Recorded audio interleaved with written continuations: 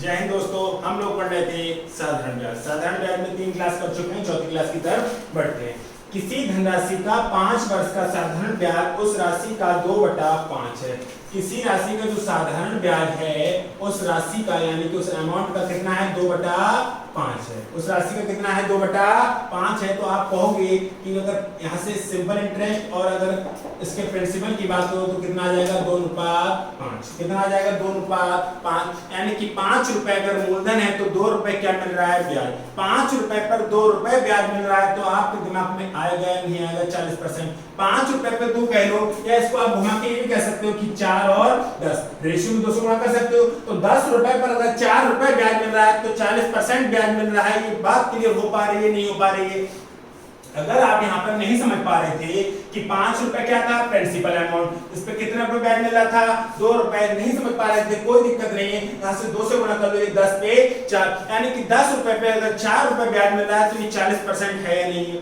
10 रुपए पर ब्याज कितना मिल रहा है 4 रुपए ब्याज मिल रहा है तो ये 40% है।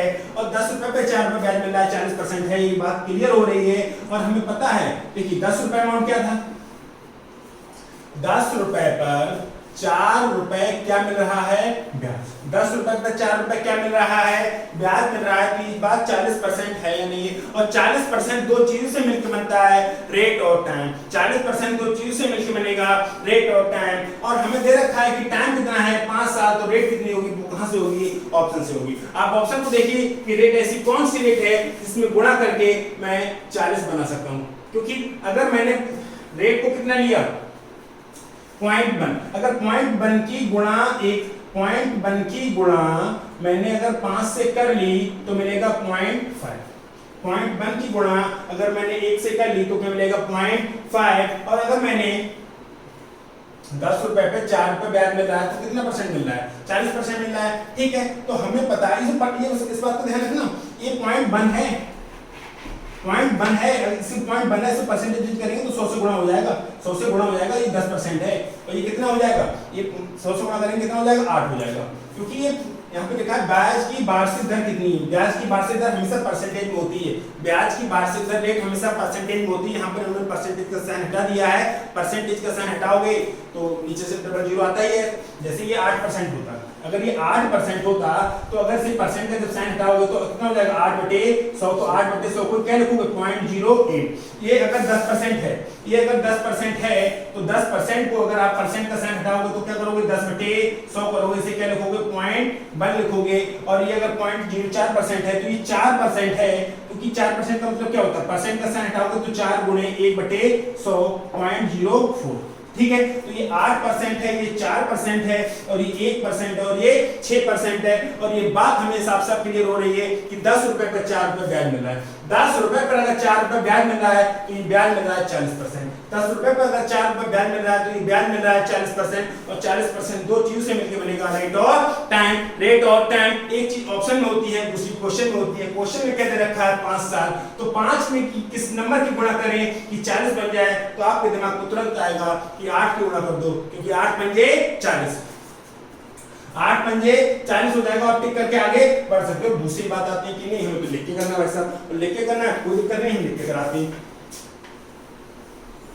आपने देखा कि 10 रुपए पर ब्याज कितना, 10 रुपए ब्याज कितना मिल रहा है 4 रुपए। और अगर 10 रुपए पर ब्याज 4 रुपए मिल रहा है, 10 रुपए पर ब्याज 4 रुपए मिल रहा है तो कितना परसेंट हो रहा है 40% हो रहा है। ठीक है, और नहीं पता तो आप ऐसे कर लो, यहाँ पर करते हैं कि 10 रुपए पर जो ब्याज मिल रहा है वो कितना मिल रहा है 4 रुपए।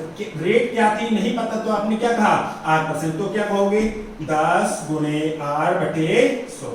ये 1 साल की बात हो रही है लेकिन क्वेश्चन कह रहा है 5 साल की। जो ब्याज मिल रहा है वो कितना मिल रहा है 4 रुपए। तो 0 से 0 कट जाएगा। ठीक है, 5 दूनी 10 तो r बराबर कितना हो जाएगा 8%।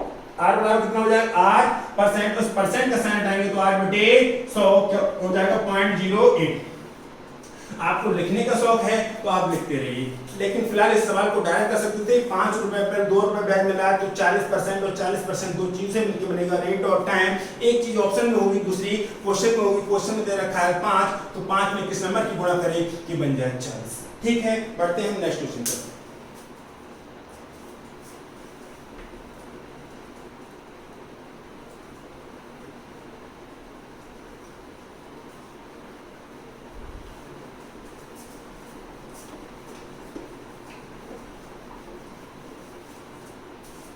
तो ये सवाल कह रहा है किसी धनराशि पर 5% वार्षिक दर से 8 वर्ष का साधारण ब्याज 840 रुपए है।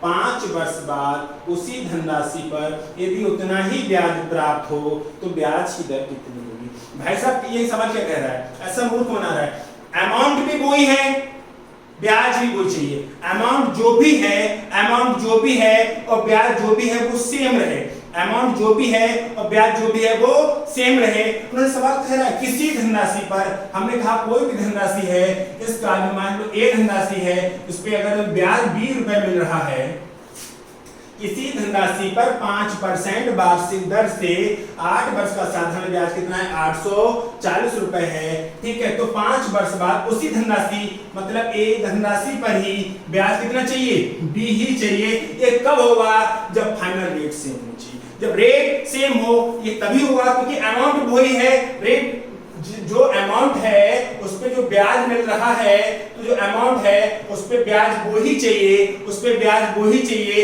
ये तभी होगा जो पहले अगर रेट 10% थी तो बाद में रेट कितनी हो 10%, तभी तो हो पाएगा क्योंकि आपका जो मूलधन सेम है और मूलधन सेम है और ब्याज भी सेम चाहिए, तो ये तभी होगा जब रेट सेम होनी चाहिए। और कह रहा है कि 5% वार्षिक, अब ऐसा 5% वार्षिक था, एक साल के लिए 5% था, तो 8 साल के लिए कितना हो जाएगा 40%। हमें पता है जो फाइनल रेट बनती है, पहले कर चुके हैं, जो फाइनल रेट बनती है वो तो दो चीजों से मिलकर बनती है, रेट और टाइम। रेट कितनी है 5%, टाइम कितना है 8 साल, तो फाइनल रेट कितनी हो गई 40%, अर्थात ये 40% पे इंक्रीज हुआ है। और कह रहा है 5 वर्ष बाद ये 8%, रेट कितनी है, हमने कहा 5 वर्ष बाद उसी धनराशि पर उतना ही ब्याज प्राप्त हो तो ब्याज की दर कितनी होगी। अब आप खुद सोचो कि जब ये 5% गुणे 8 करके 40% हुआ है, तो आप ये दिमाग नहीं लगा सकते कि सवाल कह रहा है 5 वर्ष बाद, यानी कि 5 वर्ष में 8% की गुणा कर दो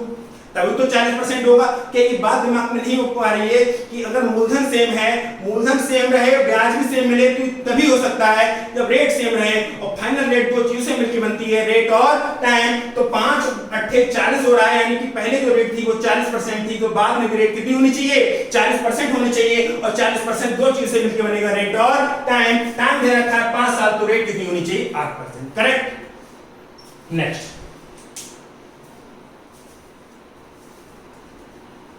जब अमाउंट सेम है, ब्याज भी सेम चाहिए, तो ये तभी तो होगा जब फाइनल रेट सेम होनी चाहिए। और फाइनल रेट सेम कब होगी, जो पहले है, पहले 40% है तो बाद में भी 40% है, और 40% दो चीजों से मिलकर बनेगा, किससे, रेट और टाइम से। और टाइम दे रखा है 5 साल, तो रेट कितनी हो 8%, ठीक है। थोड़ा ऑब्जर्व करते हैं, हम लोग ऑब्जर्वेशन से करेंगे, बाकी ऐसे क्वेश्चन नहीं करने बैठेंगे। यदि 1 रुपए पर 1 माह का साधारण ब्याज 1 पैसा है तो वार्षिक दर कितनी कहते हैं, बहुत आराम से 1 रुपए पर 1 माह का ब्याज 1 पैसा है, 1 रुपया यानी कि 100 पैसे, 1 रुपया का मतलब 100 पैसे। 1 महीने का ब्याज 1 पैसा, तो 12 महीने का ब्याज 12 पैसा, करेक्ट और नॉट, ठीक है। 1 महीने का, देख सवाल देखिए, यदि 1 रुपया पर 1 महीने का साधारण ब्याज 1 पैसा है, 1 महीने का साधारण ब्याज 1 पैसा है, तो 12 महीने का साधारण ब्याज 12 पैसा होगा, नहीं होगा। 12 महीने का मतलब है 1 साल का साधारण ब्याज 12 पैसा होगा। और ये बात क्लियर हो रही है कि 100 पैसे पर 12 पैसा ब्याज मिल रहा है, तो 12% होगा, नहीं होगा। अब बताइए इसमें क्या लिखा जाए और क्या नहीं लिखा जाए। आप डायरेक्ट सोच सकते हो, नहीं सोच सकते, अगर ऑब्जर्वेशन पावर बढ़ा दी जाए तो क्या होगा। 1 रुपए पर 1 माह का साधारण ब्याज 1 पैसा, 1 महीने का 1 पैसा है, तो 12 महीने का 12 पैसा होगा। 12 महीने का मतलब होता है 1 साल, अर्थात 1 साल का साधारण ब्याज वो 12 पैसा है, और 100 पैसे पे 12 पैसा ब्याज मिल रहा है। 100 पैसे पे 12 पैसा ब्याज मिल रहा है, तो ये 12% है या नहीं है। अब बताइए इसको कैसे लिखा जाए, क्या किया जाए, और किसी यानी क्या लिखिए हम सवाल में, ठीक है। यदि 1 रुपए पर 1 माह का साधारण ब्याज 1 पैसा, 1 माह का साधारण ब्याज 1 पैसा, तो 12 महीने का साधारण ब्याज 12 पैसा, यानी कि 1 रुपया, 1 रुपया का मतलब होता है 100 पैसा, 100 पैसे पे 12 पैसा ब्याज मिल रहा है। 100 पैसे पर 12 पैसा ब्याज मिल रहा है, तो हम तुरंत बोल पाएंगे, नहीं बोल पाएंगे कि 100 पैसे पर 12 पैसा ब्याज मिल रहा है, तो 12% हो रहा है, 12% हो रहा है, टिक करो, आगे बढ़ो, ज्यादा दिक्कत नहीं होने वाली आपको।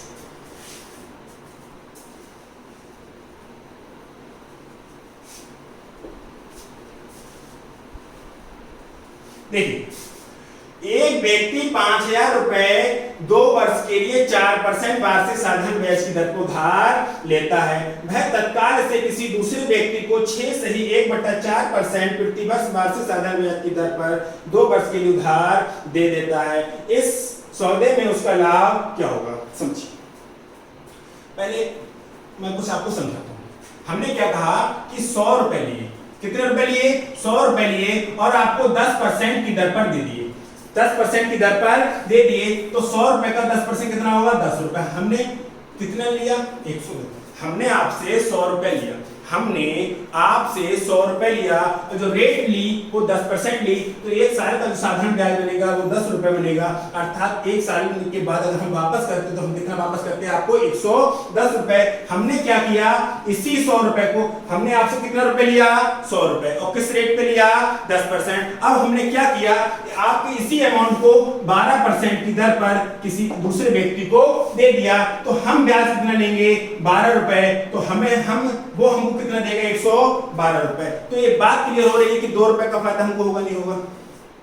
हम आपको कितना दे रहे हैं, 110 रुपए, लेकिन हमको कितना मिल रहा है, 112 रुपए। यहां भी जाने की जरूरत नहीं है, आप इससे यहीं पर समझो कि एक साल का साधारण ब्याज हम कितना दे रहे हैं आपको, 10 रुपए, लेकिन हम किसी अदर पर्सन से कितना ले रहे हैं, 12 रुपए। ठीक है। अब हमने क्या कहा कि बात हो रही है 2 साल की, तो 10 गुणे 2, 12 गुणे 2, तो हम कितना ब्याज देंगे, हम आपको कितना देंगे, 20 रुपए, लेकिन हम लेंगे कितना, 24 रुपए। अगर ये 3 साल की बात हो रही है तो हम कितना देंगे आपको, 30 रुपए, लेकिन हम उससे कितना लेंगे, 36 रुपए। करेक्ट।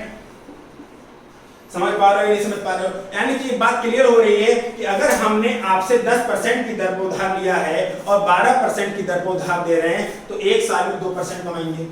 एक साल में 2% कमाएंगे, और 2 साल की बात हो रही है तो 4% कमाएंगे, और 3 साल की बात हो रही है तो 6% कमाएंगे, और 5 साल की बात हो रही है तो हम 10% कमाएंगे, और 7 साल की बात हो रही है तो हम 14% कमाएंगे।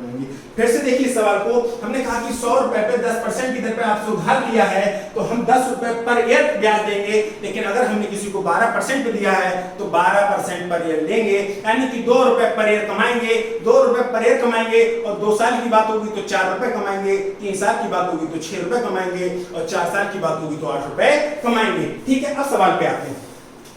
रुपए कितना था, 5,000 रुपए। 5,000 रुपए पर 2 वर्ष के लिए 4% साधारण ब्याज की दर पर उधार लेता है। ठीक है, मैं इसको लिख के कर रहा हूं।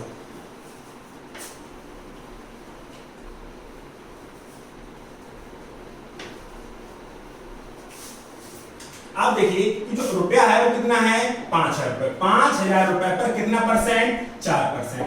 तो 5,000 रुपए पर 4% के हिसाब से निकालेंगे हम 5,000 गुणे 4/100। ये तो एक साल की बात हो रही है, लेकिन बात कितनी कर रहे हो आप, 2 साल की बात कर रहे हो, तो 00 से 00 कट जाएगा, 4 गुणे 8 पंजे 40।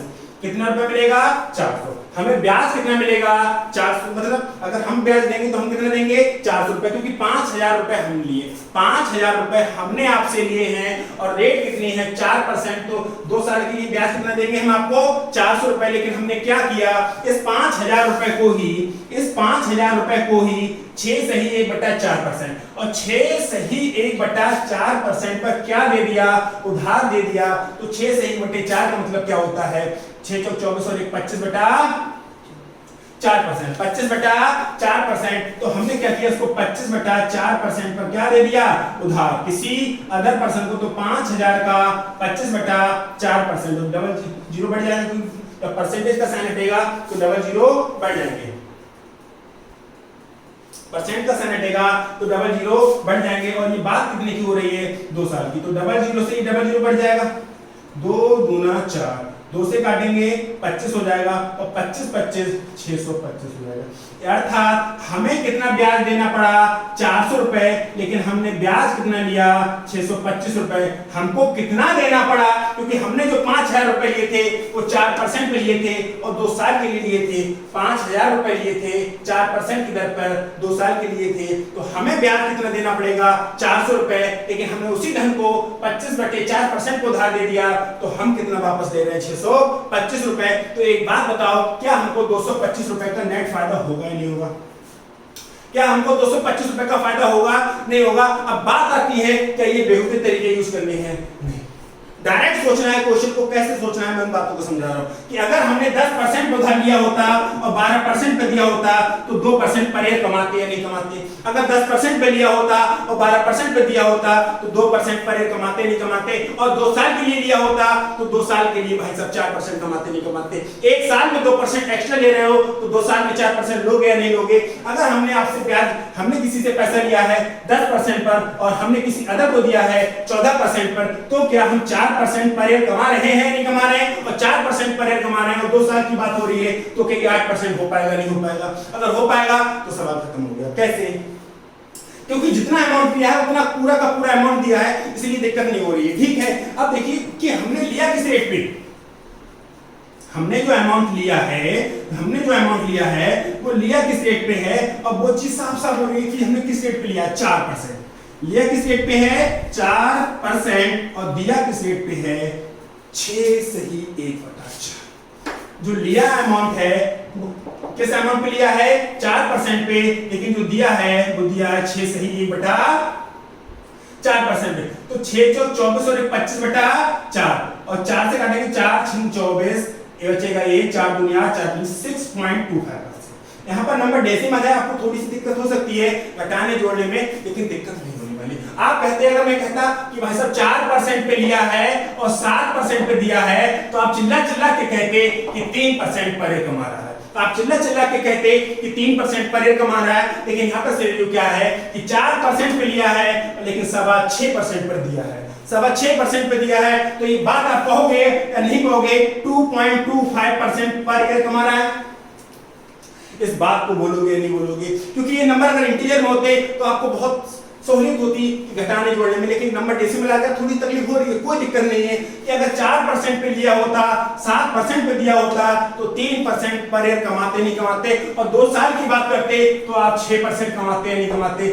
सेम सिचुएशन यहाँ पे हो रही है, लेकिन नंबर क्या है, थोड़ा सा डेसिमल है। आपने लिया किस रेट पे है 4% और आपने दिया किस रेट पे 6.25%, तो क्या आप 2.25% पर ईयर कमा रहे हो, और 2.25% पर ईयर कमा रहे हो, तो 2 सवा 2 का डबल कितना होता है 4.5%। तो आपने ओवरऑल 4.5% कमाई की या नहीं की, 4.5% कमाई की या नहीं की, और ये 4.5% कमाई की कितने पे 5,000 रुपए पे। तो सवाल कितना सा है कि 5,000 रुपए का 4.5% कितना होगा। सवाल सिर्फ इतना सा है कि 5,000 रुपए का 4.5% कितना होगा, तो निकाल के देख लेंगे कि 5,000 रुपए का 4.5%। ठीक है, जगह करते हैं यहाँ पे,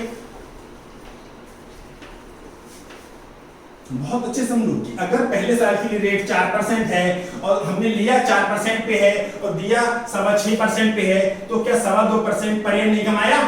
कि इतना सा जोड़ना घटाना नहीं होगा हमसे दिमाग में कि हमने जो रेट ली है वो 4% पे ली है और जो हम दे रहे हैं वो 6.25% पे दे रहे हैं, तो क्या 2.25% पर ईयर नहीं कमा रहे हैं? 2.25% पर ईयर कमा रहे हैं, तो एक साल में 2.25% कमाया तो 2 साल में 4.5% कमाया होगा नहीं कमाया होगा, और 4.5% जो कमाया होगा वो कुछ ना कुछ अमाउंट पे कमाया होगा, और वो अमाउंट कितना है 5,000 रुपए। तो 5,000 पर कितना परसेंट 4.5%, 4.5 को 9/2 कह लो।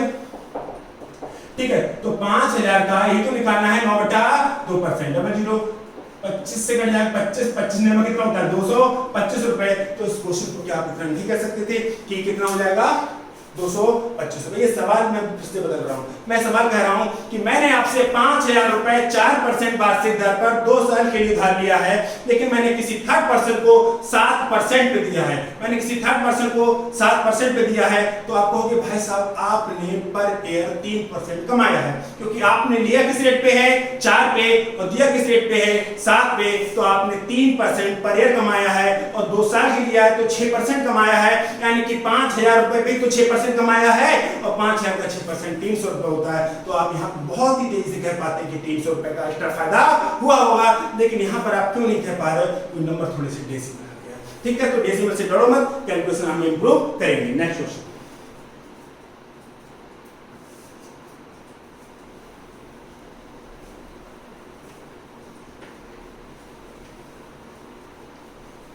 देखिए कितनी राशि पर 2 वर्ष की 8% पर साधारण ब्याज आर होगा। ऐसी कौन सी धनराशि है जिस पर ऐसी कौन सी धनराशि है 2 वर्ष की 8% पर साधारण ब्याज आर होगा। ठीक है, तो हमें नहीं पता ऐसी कौन सी धनराशि है, लेकिन कितना परसेंट, 8% पर 2 वर्ष का जो साधारण ब्याज होगा वो आर होगा। हमें नहीं पता, कोई दिक्कत नहीं है। एक सेकंड के लिए आप के मान लो, आप क्या मान लो अमाउंट को, के मान लो, तो आप क्या कहते, के गुणा आर बटा 100। ये तो 1 साल का साधारण ब्याज हुआ, लेकिन बात कर रहा है 2 साल का। हमारे हिसाब से साधारण ब्याज k into R upon 100 into 2 होना चाहिए, लेकिन क्वेश्चन कह रहा है कि जो ब्याज कितना है r, जो ब्याज कितना है r, तो r से r कैंसिल हो जाएगा, 2 से काटेंगे तो 50 हो जाएगा। तो k बराबर कितना आ गया, 50।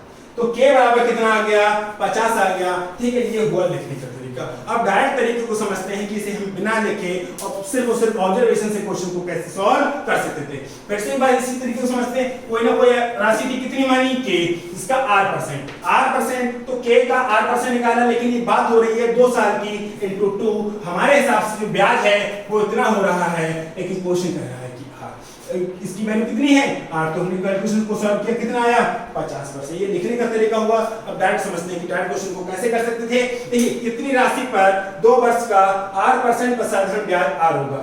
अब देखिए ऑप्शन देखिए, अब ये कह रहा है कि आर 2 वर्ष का जो साधारण ब्याज होगा 8% आर होगा। बहुत अच्छे से समझिए, आप डायरेक्ट कर सकते थे बिना लिखे कि अगर इसका आपने r% निकाल दिया, r बटे 100 इंटू 2, क्या r बनने की पॉसिबिलिटी है? अगर ये तो r से r कट जाएगा, r ही नहीं बचा, और हमको ब्याज में कितना चाहिए, r चाहिए, हमको ब्याज में कितना चाहिए, r चाहिए। आप डायरेक्ट सोचो कि जो भी अमाउंट होगा होगा तो ऑप्शन सही, जो भी अमाउंट होगा तो ऑप्शन सही। क्या इसका अगर मैं r% निकाल दूं, r बटे 100 कर दूं, तो 2 साल के बाद को 2 से गुणा मत करो, 2 से गुणा करना ना करना वो अलग की बात है, लेकिन आपको चाहिए था r, और आ ही गया।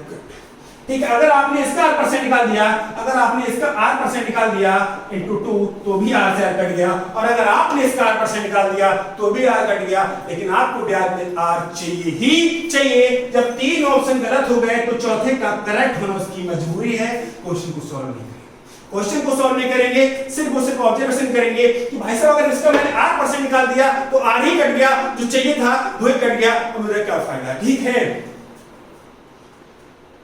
चलो फिर बढ़ते हैं नेक्स्ट क्वेश्चन की तरफ।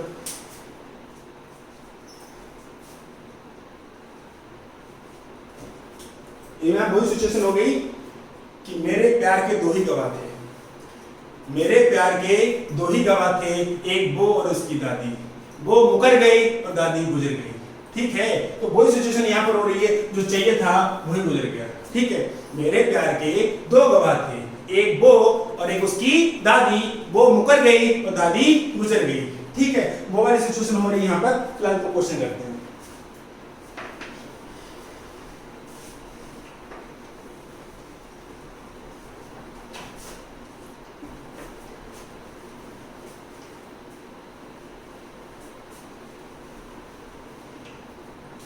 कोई राशि साधारण ब्याज द्वारा किसी दर से 3 वर्ष में स्वयं की 7/6 गुना हो जाती है।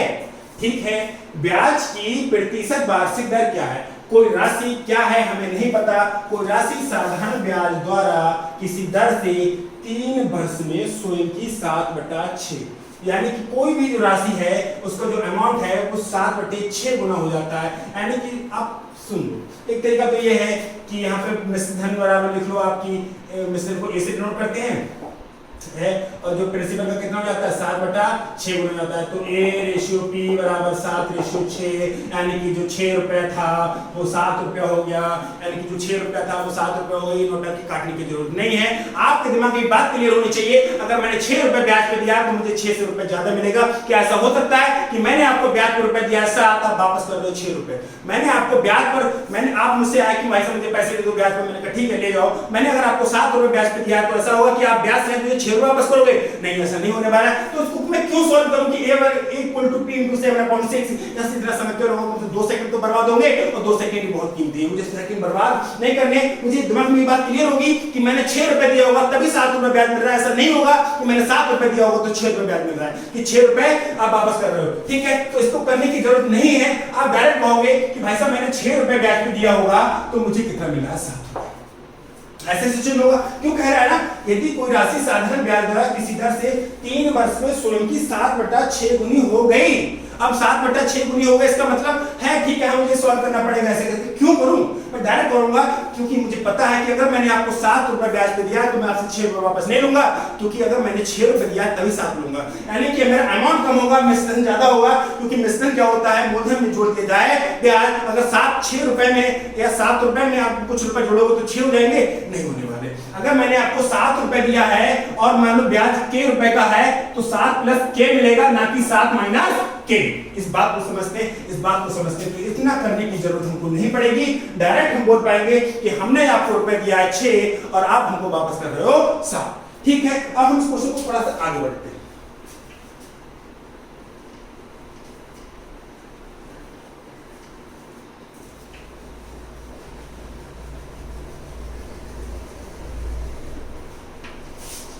देखिए, अब हमें पता है कि जो 6 रुपए था वो कितना हो रहा है? 7 रुपए। ठीक है, कोई धनराशि साधारण ब्याज की दर से 3 वर्ष में। ठीक है, तो जो रेट है वो कितनी है नहीं पता, तो हमने क्या कहा? हमने क्या कहा? 8% कैसे लिखेंगे? 6 × r/100। ये तो सिर्फ 1 साल की बात हो रही है, लेकिन ये बात कर रहा है 3 साल की। बात कर रहा है 3 साल की, तो गुणा 3 हो जाएगा। बहुत पहले से हम ये बात जानते हैं। तो 6 रुपए 7 रुपए हुआ है, इसका मतलब 1 रुपए ब्याज मिला है। 6 रुपए अगर 7 रुपए हुआ है तो 1 रुपए क्या मिला है? ब्याज मिला है। बस क्या करना है कि कैलकुलेशन करनी है। तो r बराबर क्या हो जाएगा? 100/6 × 3, यानी कि हो जाएगा 50/9। और 50/9 को 9 पंजे 45, 5/9%। 5 सही 5/9%। ये है ब्याज की दर, ये है ब्याज की दर। तो ठीक है, देख लीजिए आप, 5 सही 5/9 डायरेक्ट ऑप्शन 1 पे ही दे रखा है। अब बात आती है क्या इसको लिख के करें? इतना समय हमारे पास है कि लिख के करें? नहीं, हमारे पास इतना समय नहीं है। तो हमें क्या करना है, इसको फिर से समझिए, डायरेक्ट समझिए कि हमें करना कैसे था। कि 6 रुपए 7 रुपए हो रहे हैं तो ब्याज कितना मिल रहा है? 1 रुपए। ये बात क्लियर हो रही है कि 6 रुपए अगर 7 रुपए हो रहे हैं तो ब्याज कितना मिल रहा है? 1 रुपए। तो 6 का कितना परसेंट 1 होगा? तो लगभग आप होगा 16×6 लगभग 16% 1 होगा। क्या ये बात समझ पाओगे? नहीं समझ पाओगे कि 6 रुपए पे 6 रुपए 7 रुपए हो रहे हैं तो ब्याज कितना मिल रहा है? तो ब्याज कितना मिल रहा है? आप डायरेक्ट सोचो कि 6 रुपए 7 रुपए हो रहे हैं तो लगभग 6 का 16% निकाल के देखूंगा तो 16×96 यानी कि 0.96, यानी कि लगभग 16% क्या होगा? 1 रुपए होगा। ये बात दिमाग में सोचनी है, दोहरानी है, समथिंग चलना है, कंप्लीट कैलकुलेशन नहीं करनी है। आपको दिमाग में तुरंत आएगा कि 6 रुपए अगर 7 रुपए हो रहे हैं तो ब्याज कितना मिल रहा है? 1 रुपए। और 6 का कितना परसेंट 1 होगा? तो लगभग 16% 1 होगा। और ये 16% दो चीजों से मिलकर बनता है, रेट और टाइम। ये 16% दो चीजों से मिलकर बनता है, रेट और टाइम। और हमें पता है जो टाइम है वो 3 साल है, तो 3 साल में किस नंबर की गुणा करूं कि ये लगभग बन जाए किसके पास? 16 के पास। तो ये जो नंबर होगा 3 में मैं किस नंबर की गुणा करूं? 3 में मैं किस नंबर की गुणा करूं कि ये रेट बन जाए 16%? क्योंकि मुझे पता है जो फाइनल रेट होनी चाहिए वो कितनी होनी चाहिए? 16%। और 16% दो चीजों से मिलकर बनता है, रेट और टाइम। और टाइम दे रखा है अगर 3 साल, तो रेट क्या होगी वो मैं ऑप्शन से देख लूंगा। ठीक है, आप ऑप्शन को देखिए।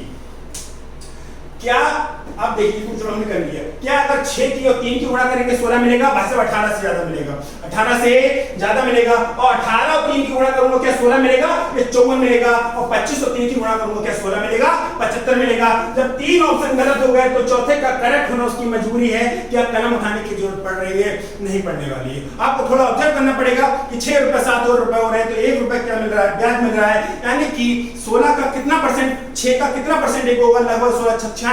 इस बात को सोचना पड़ेगा कि लगभग 16% होगा। और 16% दो चीजें मिलकर बनेगा, रेट और टाइम। टाइम दे रखा है 3 साल, तो रेट क्या होगी वो होगी ऑप्शन से। आप होगा 18 तिया 54 हो जाएगा, 25 तिया 75 हो जाएगा, 6 तिया 18 हो जाएगा, ज्यादा हो जाएगा। मुझे चाहिए 16% की समथिंग, तो 16% की समथिंग कौन देगा? 5 सही 5/9। बिना इसी देख करके डायरेक्ट क्वेश्चन को सॉल्व कर सकते हो। नेक्स्ट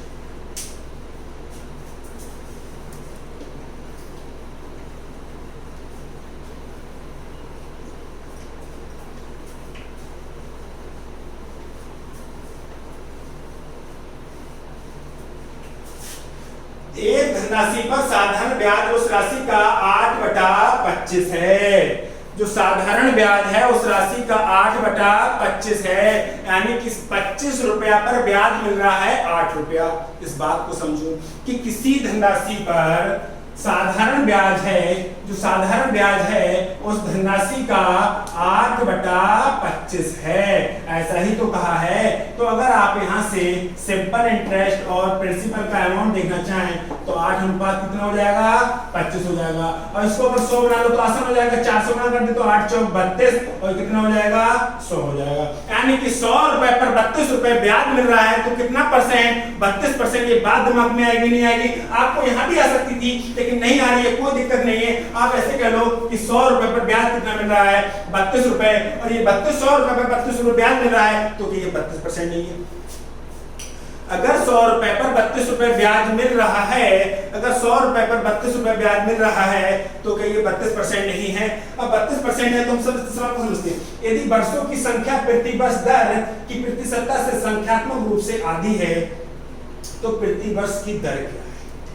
हमसे पूछा है कि एक धनराशि, इसका अमाउंट तो दे रखा है, यदि वर्षों की संख्या प्रति वर्ष दर की संख्या से आधी है, अगर रेट, इसको मिटा दी, यहां से तो कोई दिक्कत है नहीं।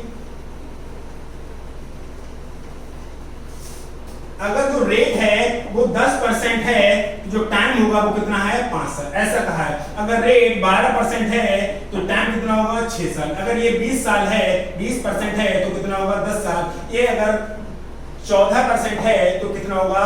7 साल। ऐसा सिनेरियो कहा है कि जो दर है, जो समय है, वो दर से संख्यात्मक रूप से आधा है। ठीक है, देखिए यदि वर्षों की संख्या, जो वर्षों की संख्या है वो प्रति वर्ष दर की संख्या से आधी है। अगर दर 10% है तो टाइम 5 है, ये 12 है तो 6 है, 20 है तो 10 है, और 14 है तो 7 है। करेक्ट? ठीक है। अब हमसे पूछा क्या है? दर क्या होगी। हमसे पूछा क्या है?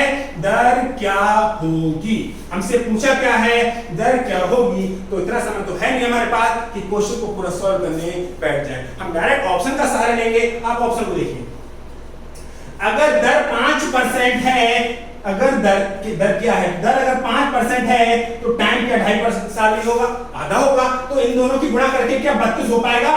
नहीं हो पाएगा। आप कहोगे भाई तुम क्यों? क्योंकि आपको पता है कि 100 रुपए पर 32 रुपए ब्याज मिल रहा है तो 32% होनी चाहिए। 100 रुपए पर 32 रुपए ब्याज मिल रहा है तो 32% होनी चाहिए। और अगर ये दर 5% तो टाइम आधा होना चाहिए तो 32 होगा। नहीं हो पाएगा, तो ये ऑप्शन गलत हो गया। अगर दर 8% है तो टाइम 4 साल होगा, कि ये 32 देगा? हाँ, ये 32 देगा। तो इस ऑप्शन का करेक्ट होना इसकी मजबूरी है। क्वेश्चन को सॉल्व मत करना, क्वेश्चन को सॉल्व मत करना।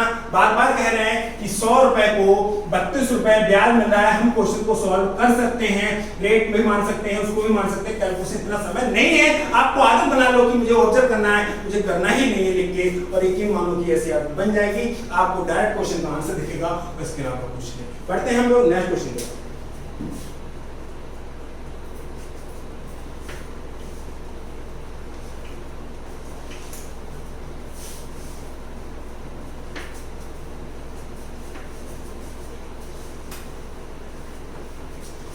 देखिए, कितने वर्षों में एक धनराशि 6 सही 1/4% साधारण ब्याज पर कितनी हो जाएगी? दोगुनी हो जाएगी। और हमें एक बात बखूबी पता है, बहुत अच्छे से पता है, कंठस्थ है कि दोगुनी होने का मतलब है कि 100% हो ना।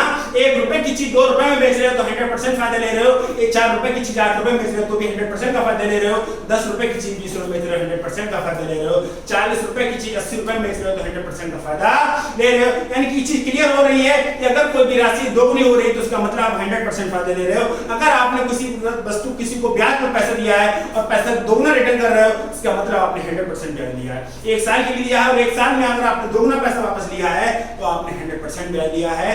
तो ये जब 100% ब्याज लिया है तो समझते हैं कि 100 रुपए की राशि 200 रुपए की हो गई। 100 रुपए की राशि 200 रुपए की हो, ऐसे क्या हो रहा होगा कि कितने, अरे मान लिया अपने तरफ से अमाउंट, क्या फर्क पड़ता है कि x मान लो या 2x मान लो, कोई फर्क नहीं पड़ेगा, लेकिन x के साथ छोड़ दो, जिंदगी में भी लाइफ में भी अगर सक्सेस चाहिए तो x अगर साथ रहता है तो मतलब दिक्कत हो जाएगी। ठीक है, कितने वर्षों में एक धनराशि 6 सही 1/4% प्रति वर्ष के साधारण ब्याज पर दुगनी हो जाएगी। अगर 100 रुपए है, ये 200 हो रहा है तो तभी तो दोगुनी हो रहा है। और ये बात क्लियर है कि दोगुनी हो रहा है तो 100% पे फायदा होगा, 100% इंक्रीज होगा, और 100% दो चीज से मिलकर बनेगा। 100 रुपए अगर 200 रुपए हो रहा है तो 100% इंक्रीज हो रहा है, और 100% दो चीज से मिलकर बनेगा रेट ऑफ टाइम।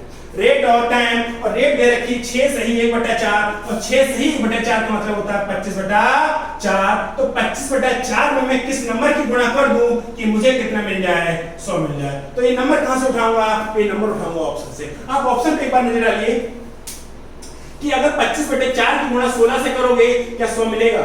हाँ 100 मिलेगा, क्योंकि आप डायरेक्टली देखो 25 4 से काटा 4 चौक 16, 25 चौक 100 डायरेक्ट मिल गया, तो टिक करेंगे, आगे बढ़ेंगे, दिक्कत ही नहीं है। फिर समझेंगे, आप ये बताइए कि 100 रुपए की चीज 200 रुपए की हो रही है, दोगुनी हो रही है। 1 रुपए की चीज 2 रुपए की हो रही है, 3 रुपए की चीज 6 रुपए की हो रही है, 15 रुपए की चीज 20 रुपए की हो रही है, 40 रुपए की चीज 80 रुपए की हो रही है, 60 रुपए की चीज 120 रुपए की हो रही है। तो क्या इस बात को नहीं समझ पा रहे हो कि 100% इंक्रीज हो रहा है, और 100% दो चीजों से मिलकर बनेगा रेट ऑफ टाइम। रेट दे रखी है 6 से 1/4 मतलब 25/4, तो 25/4 में मैं किस नंबर की गुणा करूं कि 100 हो जाए, तो मुझे तुरंत साफ दिख गया पहले ऑप्शन में कि 16 की गुणा कर दो भाई साहब, क्योंकि 16 की गुणा कर दोगे 4 चौक 16, 4 से काटेंगे 4 चौक 16, 25 चौका 100 हो जाएगा, बिना किसी तकलीफ के 2 से 4 सेकंड में क्वेश्चन को टिक कर सकते हो। बढ़ते हैं हम लोग नेक्स्ट क्वेश्चन की तरफ।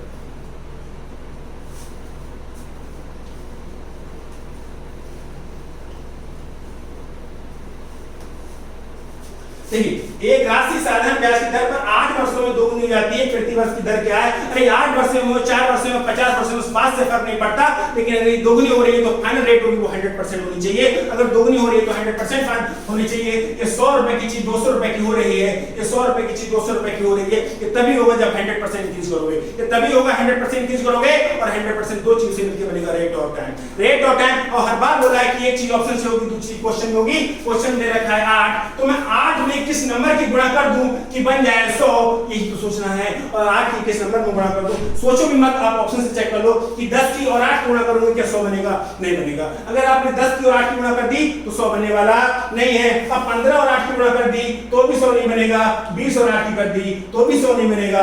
जो तीन ऑप्शन गलत है, तो चौथे का करेक्ट होना उसकी मजबूरी है, क्योंकि यहां करेंगे अगर 10 कर दिया तो 80 बन जाएगा, 15 कर दिया तो 120 बन जाएगा, और 20 कर दिया तो 160 बन जाएगा। तो तीन ऑप्शन गलत, वैसे भी 12 96 और 4 100। ठीक है, ये बात क्लियर हो पा रही है? नहीं हो पा रही है? यदि कोई राशि दोगुनी हो रही है, इसका मतलब वो 100% इंक्रीज हो रही है, और 100% दो चीजों से मिलकर बनेगा रेट ऑफ टाइम। एक चीज ऑप्शन में होगी, दूसरी क्वेश्चन में होगी, बस हमको ऑब्जर्व करना है, ज्यादा कुछ नहीं सोचना, सिर्फ ऑब्जर्व करना है कि 8 में से किस नंबर की गुणा कर दूं कि 100 बन जाए, और वो नंबर घर से नहीं लाना, नानी के घर से नहीं लाना है, वो ऑप्शन उठाना है, वो उठाना है नंबर आपको ऑप्शन से। ठीक है, तो 12 थे 96 और 4 100। Next question.